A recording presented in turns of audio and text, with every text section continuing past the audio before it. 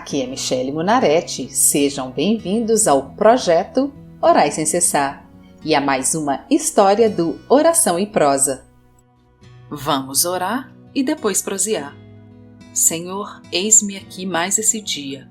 Venho lhe agradecer pelo dia de hoje, por estar comigo a cada dia, por me ensinar a te amar cada vez mais, independente da situação que vivo. Peço-te, ó Pai, mostra-me onde posso melhorar. Mostra-me onde tenho errado, porque muitas situações repetem em minha vida. Por que não consigo avançar? Como dizia uma irmã em Cristo, o Senhor não pula missão. Se não estamos avançando de fase no reino espiritual, é porque ainda não aprendemos o que devemos aprender. Dai-me, ó Deus, a capacidade de reconhecer os meus erros e falhas. Perdoa-me e seja comigo. Em nome de Jesus eu oro. Amém. A prosa de hoje é como lidar com a injustiça que sentimos. No livro de 1 Coríntios, no capítulo 9, versículo 24, diz assim: Não sabeis vós que os que correm no estádio, todos na verdade correm, mas um só leva o prêmio? Correi de tal maneira que o alcanceis. Todo atleta em tudo se domina, aqueles para alcançar uma coroa corruptível, nós, porém, a incorruptível. Assim corro também eu, não sem meta. Assim luto, não como desferindo golpes no ar, mas esmurro o meu corpo e o reduzo à escravidão, para que, tendo pregado a outros, não venha eu mesmo a ser desqualificado. Pois bem, vou começar essa prosa de hoje contando como eu me senti no culto de ontem, domingo, dia 18/9 de 22. Antes da palavra começar, um casal esteve à frente da igreja para dar o seu testemunho. E a mulher contou que no ano de 2000 ela foi convidada a ir à igreja e aceitou o Senhor como seu Senhor e Salvador. E a partir de então, orava para a salvação do seu marido e da sua filha, que segundo ela estava perdida. E ela orou por 7 anos para a salvação dessa filha. E ontem, com alegria e para a honra e glória do Senhor, apresentou o seu marido, que já caminha com ela na igreja há muito tempo. Apresentou a sua filha, genro e um casal de netos. Nessa mesma hora eu comecei a chorar. E como muitos já pensaram e indagaram ao Senhor, eu tive vontade de novo de indagar. Chorei porque cheguei à igreja arrasada, porque meu marido não é cristão, não entende como é o proceder de um marido segundo a palavra. E antes de ontem nós tivemos uma briga que me deixou muito chateada. Sou casada há quase 13 anos. E claro, venho orando desde sempre para a conversão do meu marido e do meu filho, que não pode frequentar a igreja comigo porque meu marido não me permite. Lembrei-me também da minha mãe, que se converteu no ano de 1987. Minhas 2 irmãs e eu éramos crianças e frequentávamos a igreja com ela. Eu cheguei a me batizar aos 12 anos de idade, mas minhas irmãs não. Na adolescência, saíram da igreja porque tinham o aval do meu pai, que nunca aceitou o Senhor Jesus até o dia de hoje. Minha mãe faleceu no ano de 2016. 2 anos antes, a minha irmã caçula voltou para o Senhor.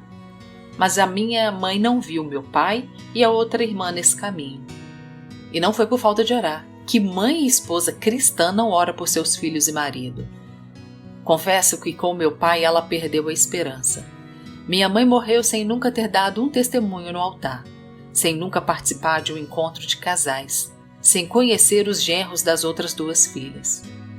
Então, chorando, tive vontade de indagar ao Senhor, por que uns alcançam os milagres e outros não? Foi quando eu me lembrei de um vídeo que assisti no YouTube que se chama Privilégios. Recomendo que você procure e o assista também, mas eu vou explicá-lo aqui. O vídeo mostra um monte de jovens, mais ou menos da mesma idade, em um grande campo, onde um homem organiza uma corrida e oferece o prêmio de $100 para o vencedor. Ele pede aos jovens que fiquem em uma linha de largada, ombro a ombro, e antes de dizer já, ele dá uma instrução aos jovens. Ele diz: vou fazer umas declarações e se elas aplicarem a você, dê 2 passos à frente. Se não aplicar, permaneça em seu lugar. E ele começa: dê 2 passos à frente se seus pais ainda são casados. Dê 2 passos à frente se você cresceu com uma figura paterna em casa. Dê 2 passos à frente se você teve acesso à educação privada. Dê 2 passos à frente se você nunca teve que se preocupar com a conta do seu telefone. Dê 2 passos à frente se você nunca precisou ajudar com as contas da casa. Dê 2 passos à frente se você nunca precisou pagar a sua faculdade. Dê 2 passos à frente se você nunca precisou se preocupar de onde viria sua próxima refeição. E quando ele fez a última declaração, ele pediu para que os jovens que estavam à frente se virassem e olhassem para trás. E eles perceberam que muitos jovens não tinham nem saído do lugar. E o homem que organizou a corrida disse: "Cada declaração que fiz não tem nada a ver com qualquer coisa que vocês tenham realizado, com as decisões que tomaram. Nós sabemos que as pessoas à frente tiveram melhores oportunidades. Mas isso significa que as pessoas de trás não podem correr?" E o homem diz: "Elas ainda precisam correr. Vocês ainda precisam correr." Então o Senhor falou comigo através desse vídeo e me lembrou do espinho da carne de Paulo. E que Paulo orava pedindo para que fosse livre desse espinho, e o Senhor lhe respondeu: "A minha graça te basta, porque o meu poder se aperfeiçoa na fraqueza." Então eu percebi que cada vida é uma vida e cada história é uma história. E que apesar dos meus problemas, a graça do Senhor deverá sempre bastar em minha vida e em cada situação que eu viver ou enfrentar. Viver para o Senhor é deixar-se morrer à vontade de ver o marido ou até mesmo o filho na presença do Senhor. Não digo isso para desencorajar ninguém, muito pelo contrário. Digo para confiarmos no Senhor, mesmo que os nossos olhos não vejam aquilo que deseja o nosso coração. No livro de João, no capítulo 12, a partir do verso 23, o Senhor Jesus diz assim: "Respondeu-lhes Jesus: É chegada a hora de ser glorificado o Filho do Homem. Em verdade vos digo, se o grão de trigo caindo na terra não morrer, fica ele só, mas se morrer, produz muito fruto.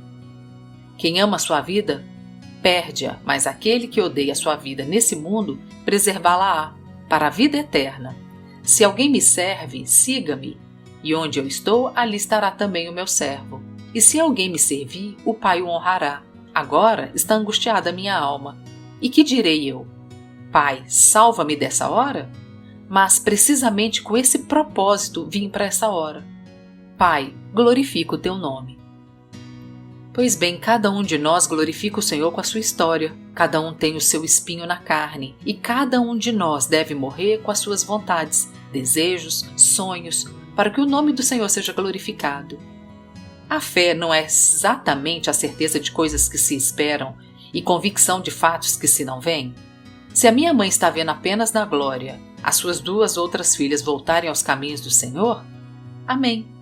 Se meu pai ainda virá para esse caminho, só o Senhor o sabe. Pois, no livro de Atos, ao carcereiro, Paulo disse: "Crê no Senhor Jesus e será salvo tu e a tua casa." Já no livro de 1 Coríntios, capítulo 7, a partir do versículo 15, Paulo disse aos irmãos que têm marido ou esposa descrente: "Mas se o descrente quiser apartar-se, que se aparte. Em tais casos, não fica sujeito à servidão nem o irmão nem a irmã. Deus vos tem chamado à paz. Pois como sabes, ó mulher, se salvarás teu marido, ou como sabes, ó marido, se salvarás tua mulher." O que realmente nós, como cristãos, devemos aprender é o significado de Mateus 6. "Por isso vos digo, não andeis ansiosos pela vossa vida quanto ao que haveis de comer ou beber, nem pelo vosso corpo quanto ao que haveis de vestir." Ou seja, não andar ansioso por nada, com nenhum desejo do coração, mas devemos buscar em primeiro lugar o reino de Deus e a sua justiça. E se nossos desejos, sonhos e vontades forem acrescentados nessa vida, amém. Se não for, amém também, porque temos a certeza que nós seremos recompensados na glória. O próprio Paulo afirma no livro de 1 Coríntios 15:19, se a nossa esperança em Cristo se limita apenas a essa vida, somos os mais infelizes de todos os homens. Eu sei que muitas vezes é difícil não comparar as nossas vidas com a de outras pessoas, e é difícil não indagar o Senhor perguntando por que eu não. Mas a verdade é que o mais importante é a nossa jornada com o Senhor nessa terra, o exemplo que damos às pessoas, principalmente aos da nossa casa, aos que estão ao nosso redor. Fico pensando em Moisés, que enfrentou Faraó, atravessou o Mar Vermelho, andou 40 anos pelo deserto e não tomou um copo sequer de leite, nem passou o dedo em um favo de mel da terra prometida. Terra que manava leite e mel, e que os cachos de uva precisavam de 2 homens para carregar. Imagina o quanto Moisés, já de idade, se imaginou com um belo favo de mel bem doce debaixo de uma árvore, desfrutando da sua conquista, recebendo pago pelo seu trabalho, por todas as vezes que orou ao Senhor por aquele povo que estava longe dos caminhos de Deus, assim como são os de dentro da nossa casa. Quantas vezes Moisés não ficava decepcionado, assim como nós, que apesar de todos os livramentos que o Senhor dava àquele povo no deserto, eles ainda não criam verdadeiramente no Senhor. Quantos milagres acontecem na nossa casa, e quando dizemos, obrigado, Senhor, nosso parente descrente ainda zomba de nós, dando uma desculpa dizendo que foi sorte ou foi o acaso. O que eu sei, que depois de chorar na igreja, eu me acalmei. E o louvor começou a tocar a música da Heloísa Paiva, aquela música Há um Lugar, que diz assim: há um lugar onde a inconstância não me domina, há um lugar onde minha fé é fortalecida, há um lugar onde a paz é quem governa, esse lugar é no Senhor, há um lugar onde os sonhos não se abortam, há um lugar onde o temor não me enrijece, há um lugar que quando se perde é que se ganha, esse lugar é no Senhor. Irmãos, nós devemos aprender a deixar o Senhor controlar a nossa vida. Deixar mais do Senhor e menos de nós mesmos. Deixar que a vontade do Senhor seja feita em nós, como ela é feita nos céus. Que em nós o nome do Senhor seja honrado e engrandecido. Que possamos aprender a amar ao Senhor sobre todas as coisas. Então, queridos irmãos e irmãs, eu não sei qual é a injustiça que você pensa estar passando. Qual sonho seu não se realiza. Qual o desejo do seu coração ainda não foi realizado? O que eu sei é que vocês ainda precisam correr para alcançar uma coroa incorruptível e que vocês verão o fruto do teu penoso trabalho e te alegrarás. E lembre-se, conforme o livro de Romanos, no capítulo 14, versículo 12, está escrito assim: cada um de nós dará contas de si mesmo a Deus. Por isso, faça o seu melhor, como Moisés fez, mesmo que não veja o seu pedido ser realizado aqui nessa terra. Por acaso você acha que Moisés não foi devidamente recompensado nos céus? Fica a reflexão. Por hoje é só. Acompanhe as próximas histórias do Oração e Prosa. Sejam bem-vindos e acompanhem às segundas e quintas-feiras o projeto Orais Sem Cessar. Ficamos muito felizes em compartilhar esse projeto com vocês que têm nos ouvido e acompanhado. Temos nos dedicado de corpo e alma a um projeto que acreditamos ser inspirado por Deus para levantar um exército de oração. E agora a gente está lançando o projeto Orais Sem Cessar no YouTube. Por isso, estamos fazendo esse convite para pessoas que realmente amam a Deus e querem ocupar o seu verdadeiro lugar nessa batalha, a acompanharem o projeto Orais Sem Cessar. E se você quiser fazer um pedido de oração ou ter acesso a todas as orações feitas com os salmos, siga a página do Projeto Orais Sem Cessar no Facebook e Instagram, ou entre no site www.projetoraissemcessar.com. Te vejo lá!